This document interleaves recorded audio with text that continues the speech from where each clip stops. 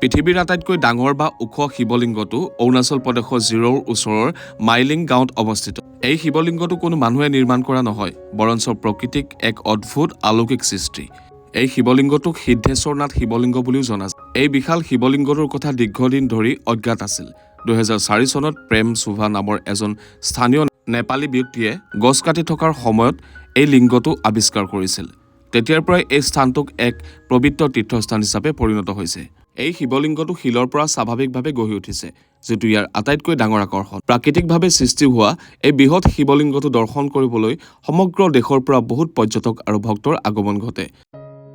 বিশেষকৈ শিৱৰাত্ৰি বা শাওণ মাহত ইয়াত বহুত ভক্তপ্ৰাণ ৰাইজ আহি দৰ্শন কৰিবলৈ আহে আৰু বহুত দূৰ দূৰণিৰ পৰা ইয়াক হিন্দু ধৰ্মৰ এক পবিত্ৰ তীৰ্থস্থান হিচাপেও গণ্য কৰা হয়।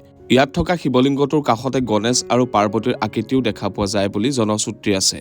মানে আপুনি যদি শিৱলিংগটো চাৰিওফালে এপাক ঘূৰে, আপুনি দেখিব এটা চাইডে গণেশ বাবা মূৰ্তি আছে, এটা চাইডে কাৰ্তিকৰ মূৰ্তি আছে, এটা চাইডে পাৰ্বতীৰ মূৰ্তি আছে। তেনেকৈ বহুত কেইটা মূৰ্তি আছে বুলি মানুহে কয় আৰু ইয়াত দেখাও পোৱা গৈছে। বিশেষকৈ গণেশ বাবা মূৰ্তিটো ধুনীয়াকৈ জিলিকি আছে।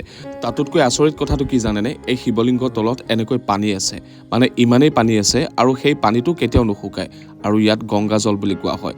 আৰু শিৱলিংগত পানী ঢলা বটলটোতে এনেকৈ তলৰ পৰা শিৱলিংগৰ তলৰ পৰা গংগা জল উলিয়াই ল'লোঁ। ভাবি চাওকচোন, ইমান ওখ পাহাৰৰ মাজত অকল শিৱলিংগটোৰ তলতে ইমান পানী ক'ৰ পৰা আহিলে? যিটো জেগাত পানী বিচাৰি বহুত তললৈ যাব লগা হয় আৰু যিটো জেগাত পানী থাকিলেও শুকাই যায়, সেইহেন শিৱলিংগটোৰ তলতে ইমান পানী আছে, জীৱনত কেতিয়াও শুকোৱাও নাই আৰু নুশুকায়ো।